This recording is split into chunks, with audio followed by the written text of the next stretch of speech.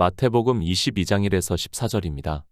예수께서 다시 비유로 대답하여 가라사대 천국은 마치 자기 아들을 위하여 혼인잔치를 베푼 어떤 임금과 같으니 그 종들을 보내어 그 청한 사람들을 혼인잔치에 오라 하였더니 오기를 싫어하거늘 다시 다른 종들을 보내며 가로되 청한 사람들에게 이르기를 내가 오찬을 준비하되 나의 소와 살진 짐승을 잡고 모든 것을 갖추었으니 혼인잔치에 오소서 하라 하였더니 저희가 돌아보지도 않고 하나는 자기 밭으로 하나는 자기 상업차로 가고 그 남은 자들은 종들을 잡아 능욕하고 죽이니 임금이 노하여 군대를 보내어 그 살인한 자들을 진멸하고 그 동네를 불사르고 이에 종들에게 이르되 혼인잔치는 예비되었으나 청한 사람들은 합당치 아니하니 사거리 길에 가서 사람을 만나는 대로 혼인잔치에 청하여 오너라 한대 종들이 길에 나가 악한 자나 선한 자나 만나는 대로 모두 데려오니 혼인자리에 손이 가득한지라 임금이 손을 보러 들어올새 거기서 예복을 입지 않은 한 사람을 보고 가로되 친구여 어찌하여 예복을 입지 않고 여기 들어왔느냐 하니 저가 유구무원이오늘 임금이 사환들에게 말하되 그 수족을 결박하여 바깥 어두움에 내어 던지라 거기서 슬피 울며 이를 갈미 있으리라 하니라. 청함을 받은 자는 많되 택함을 입은 자는 적으니라. 혼인잔치입니다. 비유입니다. 성경에서도 비유라고 말씀을 하기 때문에 더 이상 논쟁의 거리가 없다고 생각을 하고 있습니다. 그러니까 이 말씀은 비유라는 것을 굳이 제가 말씀을 하지 않아도 누구나 다 알 수 있습니다. 그러나 주님께서 비유라고 말씀을 하고 있어도 무엇에 대해서 비유인가를 알고 있는 사람이 지극히 적은 것으로 생각을 하고 있습니다. 교회입니다. 이스라엘은 교회라는 것을 알고 성경을 보아야 합니다. 그 교회를 비유로 해서 말씀을 하고 있고 또 앞으로 이방의 교회에 대해서 경계로 말씀을 하고 있다는 것을 알고 있어야 합니다. 교회 안에 있는 일을 비유로 하고 있는 말씀이지 마치 세상 사람들에게 하고 있는 말씀으로 생각을 하지 마시기 바랍니다. 구원입니다. 하나님 나라에 들어가는 일을 말씀을 하고 있습니다. 성경은 우리가 어떻게 해서 하나님 나라에 들어갈 수 있는가를 말씀을 하고 있습니다. 그러나 사람들은 이 비유의 말씀을 보면서도 거의 인생의 이성적 생각으로 성경을 보다 보니까 하나님 나라에 들어가는 일에 대해서 전혀 모르고 있고 그저 상상을 하고 있고 인생의 이성적 지식으로 이야기를 하고 있습니다. 예수 그리스도를 믿습니까? 그들에게 하고 있는 말씀이라는 것을 알아야 합니다. 특히 이 혼인잔치의 비유의 말씀은 이스라엘과 우리 이방인을 함께 말씀을 하고 있다는 것을 깨달아야 하는데 성경을 그렇게 보고 있지 않습니다. 그저 성경의 문자를 보고 자기들은 택함을 입었다고 주장을 하면 모든 사람이 그렇게 받아들이고 있는 것을 볼 수 있습니다. 영생의 말씀입니다. 우리가 어떻게 하나님 나라에 들어가는가를 가르쳐 주고 있는 말씀입니다. 그렇게 중요한 말씀인데도 사람들은 그저 인생의 이성적 지식으로 합리화를 시키면서 성경을 보고 있고 자기들의 종교 안에 있는 것으로 마치 하나님 나라에 들어갈 수 있는 것으로 생각을 하고 있습니다. 마태복음 22장 1에서 2절입니다. 예수께서 다시 비유로 대답하여 가라사대 천국은 마치 자기 아들을 위하여 혼인잔치를 베푼 어떤 임금과 같으니 비유입니다. 그 말씀은 메타포가 있다는 것을 말씀을 하고 있습니다. 행동, 개념, 물체 등이 지닌 특성을 그것과는 다르거나 상관없는 말로 대체하여 간접적이며 암시적으로 나타내는 일을 메타포라고 사전에서 정의를 내리고 있습니다. 우리가 보는 성경 말씀이 그렇다는 것을 알고 보아야지 헬라어를 안다고 해서 그리고 그 문자를 안다고 해서 메타포를 알 수 있는 것이 아니라는 말씀입니다. 종교인들입니다. 그런데 성경을 보면서 메타포를 찾으려고 하지를 않고 있습니다. 아니, 우리 인생의 이성적 지식으로는 그가 아무리 세상에서 지혜가 있다 해도 이 메타포를 찾을 수 없다는 것을 먼저 알고 있어야 합니다.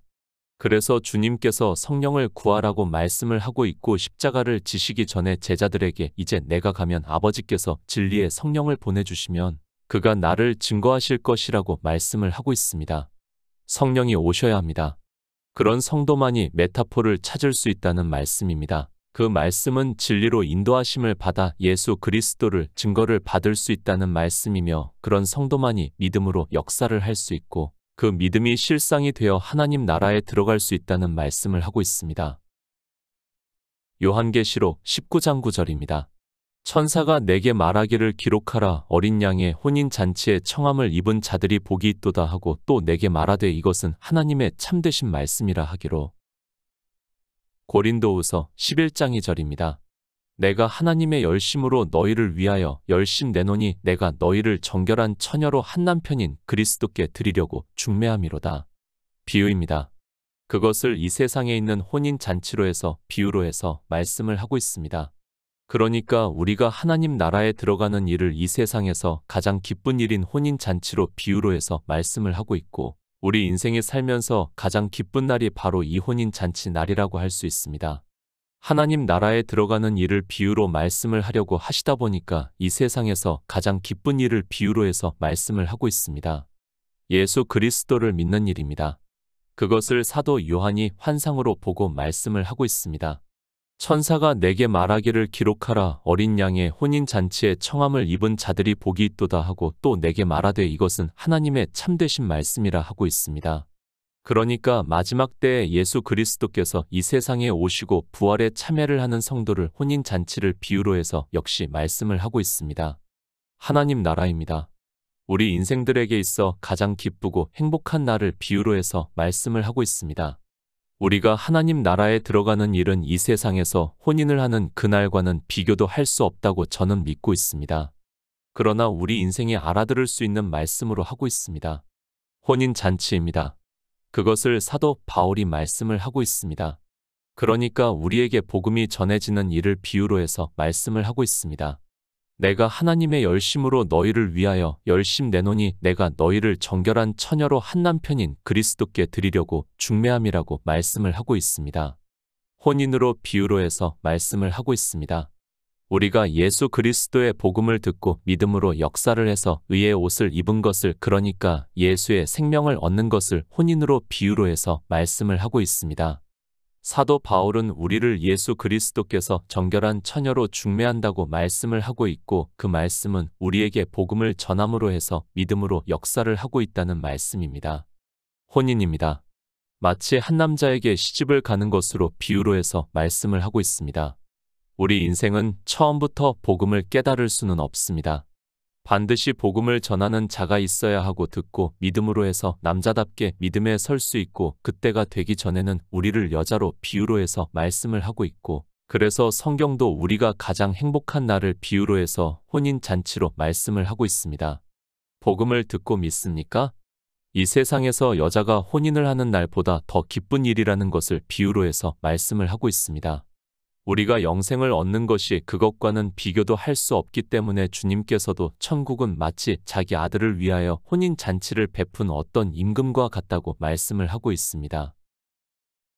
마태복음 22장 3절입니다. 그 종들을 보내어 그 청한 사람들을 혼인잔치에 오라 하였더니 오기를 싫어하거늘.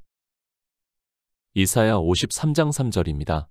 그는 멸시를 받아서 사람에게 실어버린 바 되었으며 간고를 많이 겪었으며 질고를 아는 자라. 마치 사람들에게 얼굴을 가리우고 보지 않음을 받는 자 같아서 멸시를 당하였고 우리도 그를 귀히 여기지 아니하였도다. 아들입니다. 예수 그리스도를 비유로 해서 말씀을 하고 있습니다.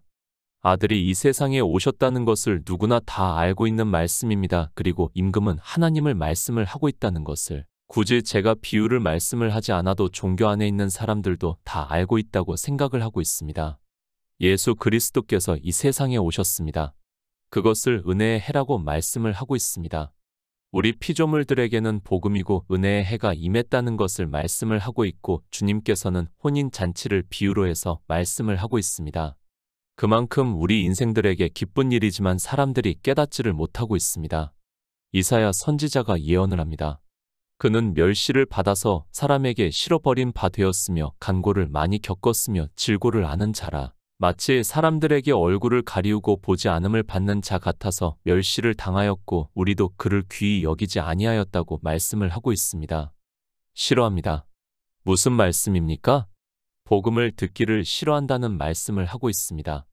사도 바울이 복음을 전해서 우리를 정결한 처녀로 예수 그리스도께 중매를 하려고 하는데 그 말씀을 듣지를 않는다는 말씀입니다. 실제 이스라엘은 주님께서 오셨지만 이사야 선지자의 말씀과 같이 했다는 것을 우리가 잘 알고 있습니다. 이스라엘입니다. 우리가 복음서를 보아서 잘 알고 있습니다. 이사야 선지자가 예언을 한 그대로 그들은 예수 그리스도의 복음을 듣기를 싫어했다는 것을 알고 있습니다. 그들이 어느 정도로 싫어했는가 하면 그들에게 멸시를 받고 결국에는 십자가에서 못 박혀 죽으셨습니다. 이것이 인생입니다. 이스라엘이 하나님을 얼마나 잘 믿는다고 했습니까? 그러나 그들이 어떻게 할 것을 하나님께서 미리 이사야 선지자를 통해서 예언을 하셨고 그 말씀 그대로 되었다는 것을 우리가 알고 있습니다. 그들이 하나님을 믿는다고 하고 영생을 얻는다고 했지만 실제로는 영의 일을 모르기 때문에 이렇게 했다는 것을 말씀을 하고 있습니다. 하나님입니다. 이스라엘에게 선지자를 계속해서 보내주셨습니다. 그리고 예수 그리스도를 믿어 하나님 나라에 들어오라고 말씀을 하셨습니다. 그러나 그들은 율법을 지키는 일에 열심을 냈고 복음을 듣는 것을 싫어했다는 것을 말씀을 하고 있습니다. 이스라엘만 그렇습니까? 그렇지 않다는 것을 알아야 합니다. 늘 말씀을 하고 있지만 성경은 이스라엘에 대해서 말씀을 하고 있지만 그들은 우리 이방인의 거울이라는 것을 깨닫고 성경을 보아야 합니다. 그들이 어떻게 했는가에 따라 우리도 역시 그렇게 하고 있다는 것을 가르쳐 주고 있는 말씀이지만 사람들은 성경을 전혀 그렇게 보고 있지를 않습니다. 인생입니다. 하나님을 믿는다고 합니다. 그리고 예수 그리스도를 믿는다고 하고 있습니다. 그러나 실상은 어떠한가 하면 그들은 혼인잔치에 참여하기를 싫어한다는 말씀입니다. 실제 그들이 싫어하는 것이 아니라 그들의 본성이 율법주의이기 때문에 예수 그리스도를 믿기보다는 율법을 지키는 일에 열심을 내고 있고 그것을 믿음이 좋다고 생각을 하고 있다는 말씀이며 주님께서 그들이 혼인잔치에 오기를 싫어한다고 말씀을 하고 있습니다. 마태복음 22장 4에서 5절입니다. 다시 다른 종들을 보내며 가로되 청한 사람들에게 이르기를 내가 오찬을 준비하되 나의 소와 살진 짐승을 잡고 모든 것을 갖추었으니 혼인 잔치에 오소서 하라 하였더니 저희가 돌아보지도 않고 하나는 자기 밭으로 하나는 자기 상업차로 가고. 예레미야 29장 19절입니다. 이는 내가 내 종 선지자들을 그들에게 보내되 부지런히 보내었으나 그들이 나 여호와의 말을 듣지 아니하며 듣지 아니함이니라. 여호와의 말이니라. 비유입니다. 이 세상의 혼인잔치를 비유로 해서 말씀을 하고 있습니다.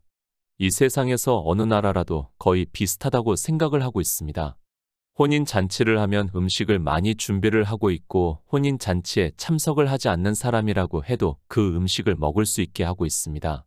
더구나 그가 부자라면 더욱 그렇다는 것을 알 수 있습니다. 오찬입니다. 주의 만찬이라고 말씀을 하고 있습니다.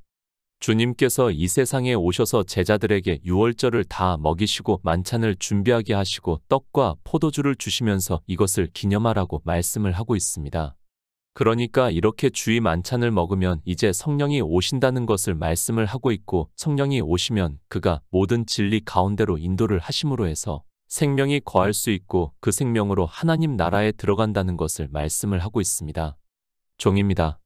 선지자를 비유로 해서 말씀을 하고 있습니다. 예레미야 선지자가 말씀을 하고 있습니다.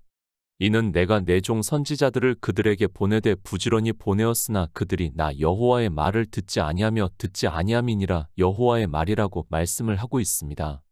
선지자를 보냅니다. 그러니까 선지자를 통해서 주의 만찬을 먹이고 있다는 말씀입니다. 그런데 이스라엘이 어떻게 했는가를 말씀을 하고 있습니다. 저희가 돌아보지도 않고 하나는 자기 밭으로 하나는 자기 상업차로 갔다고 말씀을 하고 있습니다. 하나님께서는 부지런히 선지자를 보내시고 계셨지만 이스라엘은 듣지를 않았다는 것을 말씀을 하고 있습니다. 그들이 누구입니까? 하나님을 가장 잘 믿는다고 하는 그러니까 조상 대대로 하나님을 믿는다고 하고 있고 자기들의 조상이 아브라함이라고 하는 이스라엘이라는 말씀을 하고 있습니다. 그런데 그들은 하나님께서 보내신 선지자의 말씀을 듣는 것보다는 자기들의 일에 더 열심을 냈다는 것을 말씀을 하고 있습니다. 마태복음 22장 6에서 8절입니다. 그 남은 자들은 종들을 잡아 능욕하고 죽이니 임금이 노하여 군대를 보내어 그 살인한 자들을 진멸하고 그 동네를 불사르고 이에 종들에게 이르되 혼인잔치는 예비되었으나 청한 사람들은 합당치 아니하니. 이스라엘입니다. 그들이 선지자들에게 어떻게 했는가를 말씀을 하고 있습니다. 그러니까 율법주의에 빠져 열심히 있던 사람들이 종들을 그러니까 선지자들을 잡아 능욕하고 죽였다고 말씀을 하고 있습니다. 실제 이스라엘은 하나님께서 보내신 선지자들을 죽였다는 것을 우리가 바로 알고 있어야 합니다. 예표입니다. 그리고 비유입니다. 이스라엘을 비유로 해서 지금 주님께서 그들이 혼인잔치에 참석을 하지 않는다는 것을, 그러니까 예수 그리스도의 복음을 듣지 않는다는 것을 비유로 해서 말씀을 하고 있습니다. 사도 바울의 말씀과 같이 정결한 처녀로 한 남편인 예수 그리스도께 중매를 하려고 복음을 전하는데 듣지를 않고 오히려 복음을 전하는 선지자를 잡아 능욕하고 죽였다는 말씀입니다. 왜 그렇습니까? 우리가 예레미야서를 보아도 그들을 쉽게 알 수 있습니다. 진리를 구하고 공의를 행하는 자가 하나도 없다고 말씀을 하고 있습니다. 아니, 거의 모든 선지자를 보내셨지만 그때 그들은 하나님을 믿는 사람이 하나도 없었다는 것을 말씀을 하고 있습니다. 살인한 자들입니다. 그 살인한 자들이 누구입니까? 주님께서 유대인들에게 너희는 너희 아비 마귀에게서 났다고 말씀을 하고 있고 그는 처음부터 살인한 자라고 말씀을 하고 있습니다. 어떻게 살인을 했는가 하면 선악을 알게 하는 나무의 실과를 따먹게 함으로 해서 정령 죽게 만들었다는 말씀입니다. 율법입니다. 율법을 지키는 유대인들에게 주님께서 죄의 종이라고 말씀을 하면서 마귀의 자식이라고 말씀을 하고 있습니다. 그렇게 마귀의 자식으로 율법을 지키는 자는 그 아비가 살인을 한 것과 같이 살인을 하는 자가 된다는 말씀이며 그 말씀은 영생을 얻지 못하게 한다는 말씀입니다. 살인한 자입니다. 그들을 진멸한다고 말씀합니다. 그들에게는 영생의 말씀을 들을 수 없게 한다는 말씀을 하고 있습니다. 주님께서 이 세상에 오신 것은 예수 그리스도를 믿어 생명을 얻게 하고 그 생명으로 하나님 나라에 들어가게 하기 위해서 오셨는데 복음의 말씀을 듣지 않게 하셨다는 말씀입니다. 혼인잔치입니다. 예수 그리스도께서 이 세상에 오심으로 해서 우리는 율법의 남편에서 이제 예수 그리스도의 남편에게로 갈 수 있다는 말씀입니다. 그런데 이스라엘은 청한 사람들인데 합당치 않다고 말씀을 하고 있습니다. 그러나 이스라엘은 자기들이 하나님을 잘 믿고 있다고 생각을 했고 죽은 후에 부활까지 한다고 말을 하고 있습니다. 고린도전서 11장 27절입니다. 그러므로 누구든지 주의 떡이나 잔을 합당치 않게 먹고 마시는 자는 주의 몸과 피를 범하는 죄가 있느니라. 이스라엘입니다. 합당치 않다고 말씀을 하고 있습니다. 왜 그들이 합당치 아니하는가 하면 하나님의 믿는다고 했지만 그들은 성경에서 주님의 살을 그리고 주님의 피를 먹지 않았다는 말씀입니다. 그러니까 선지자들이 복음을 전할 때 듣지를 않았다는 것을 말씀을 하고 있습니다. 예표입니다. 이스라엘이 합당치 아니하면 이방의 종교인들 역시 합당치 아니하다는 것을 우리는 바로 깨달아야 합니다. 그런데 이런 말씀을 보면서도 경계의 말씀으로 보는 것이 아니라 이스라엘은 비록 그렇게 했어도 자기들은 예수 그리스도를 잘 믿고 있다고 생각을 하고 있습니다. 하나님 나라입니다. 율법을 지키고 있는 이스라엘은 합당치 아니하다고 말씀을 하고 있습니다. 그들만 하나님을 믿는다고 하면서 율법을 지켰는가 하면 이방인들 역시 예수 그리스도를 믿는다고 하면서 종교 안에서 온갖 율법의 행위를 하고 있다는 것을 말씀을 하고 있습니다. 나는 합당합니까? 그저 예수 그리스도를 믿는다고 하는 것으로 합당하다고 생각을 하지 마시기 바랍니다. 사도 바울이 주의 살을 먹고 주의 피를 마셔야 한다는 것을 말씀을 하고 있습니다.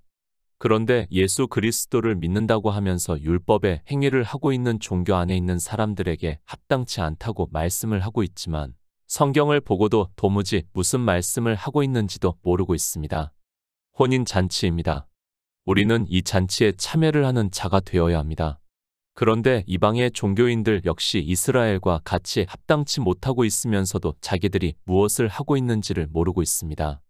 예수 그리스도를 믿는다고 하면서 율법의 행위를 단 한 가지라도 하고 있다면 이스라엘과 같이 합당치 못한 자가 된다는 것을 바로 깨달아야 합니다.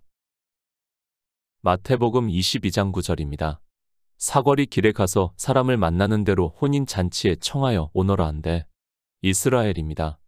그들은 아브라함의 자손입니다. 하나님께서는 아브라함을 부르시고 그에게 가나안으로 가게 하셨습니다.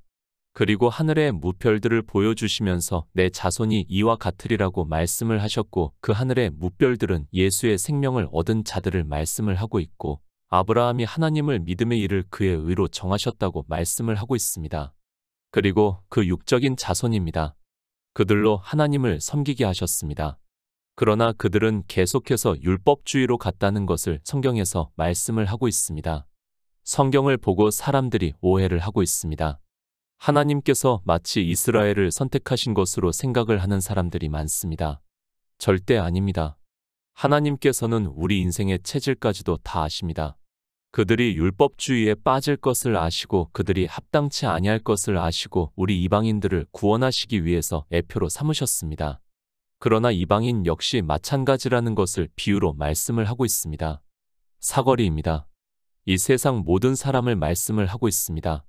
이제 주님께서 이 세상에 오심으로 해서 이방의 광명의 빛을 비춰주신다고 말씀을 하고 있습니다.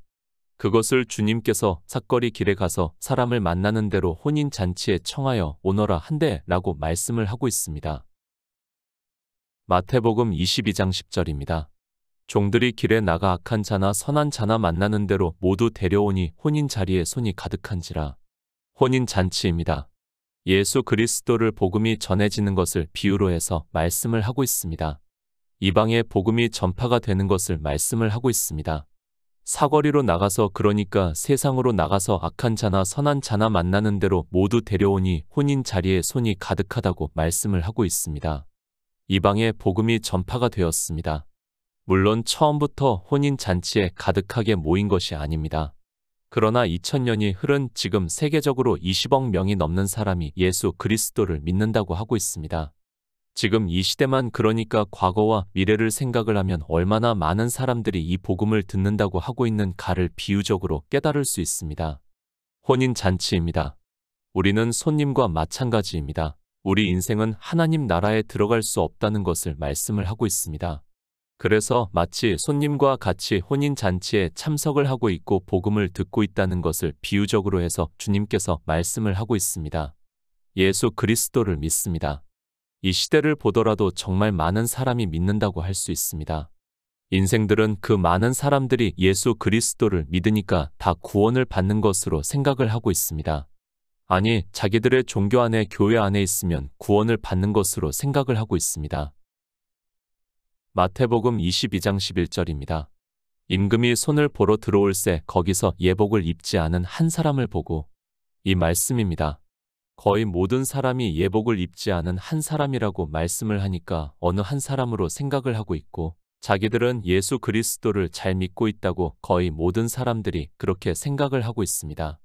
그리고 자기들과는 다른 사람들을 보고 예복을 입지 않았다고 말을 하고 있습니다. 한 사람입니다. 그리고 한 부자입니다. 또 1만 달란트를 빚진 자입니다. 성경은 대표성을 가지고 말씀을 하고 있습니다. 우리 인생 전체를 대표를 해서 그러니까 예수 그리스도를 믿는다고 하지만 구원을 받지 못하는 사람 전체를 대표를 해서 말씀을 하고 있습니다. 어느 한 사람입니까? 그것이 아니라 예수 그리스도를 믿는다고 하지만 예복을 입지 않는 모든 사람을 대표를 해서 한 사람이라고 말씀을 하고 있습니다. 이 한 사람이 그저 한 사람이 아니라 이제 뒤에서 청함을 받는 자는 많으나 택함을 입은 자는 적다고 말씀을 하고 있습니다. 그저 한 사람입니까? 그것이 아니라 청함을 받은 모든 사람을 대표해서 이 한 사람으로 말씀을 하고 있습니다. 그가 어떻게 하고 있는가 하면 예복을 입지 않았다고 말씀을 하고 있습니다. 그러니까 하나님께서 아담에게 가죽 옷을 지어 입히신 것과 같이 모든 사람에게 입을 예복을 준비하셨는데 입지를 않았다는 말씀입니다. 예수 그리스도를 믿습니까? 이렇게 예복을 입지 않는 사람이 너무 많다는 것을 비유적으로 말씀을 하고 있습니다. 그저 한 사람이 아니라 예수 그리스도를 믿는다고 하는 사람들 중에서 청함을 받은 자는 많은데 그 많은 사람들이 예수 그리스도를 믿는다고 하는 사람들이 예복을 입지 않았다고 말씀을 하고 있습니다. 로마서 13장 14절입니다. 오직 주 예수 그리스도로 옷 입고 정욕을 위하여 육신의 일을 도모하지 말라. 이방인들입니다. 복음이 전파가 되고 그들이 예수 그리스도를 믿는다고 하고 있습니다. 그런데 그들 역시 혼인잔치에는 참석을 했지만 예복을 입지 않는다는 것을 비유적으로 한 사람을 대표를 해서 말씀을 하고 있습니다. 이 예복이 무엇인가를 말씀을 하고 있습니다. 사도 바울입니다. 오직 주 예수 그리스도로 옷 입고 정욕을 위하여 육신의 일을 도모하지 말라고 말씀을 하고 있습니다. 그러니까 의의 옷을 입고 예수의 생명을 얻는 자가 되기 위해서 정욕을 위하여 육신의 일을 도모하지 말라고 말씀을 하고 있습니다.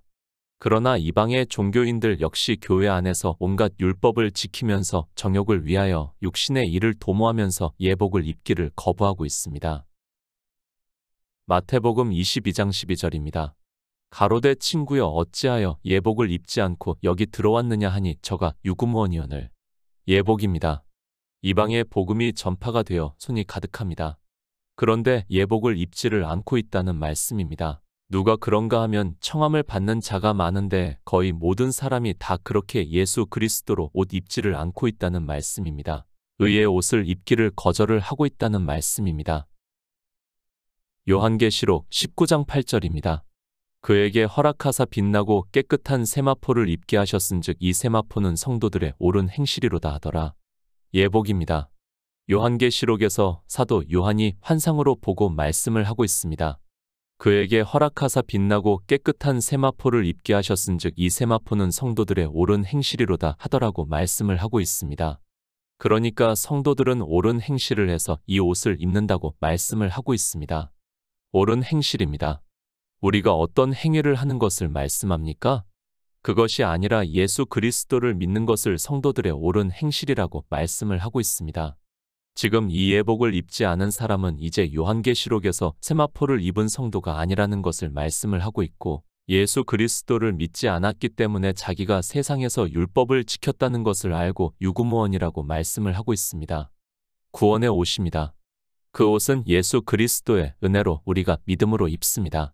그런데 예수 그리스도를 믿는다고 하는 사람들이 이 예복을 입지 않습니다.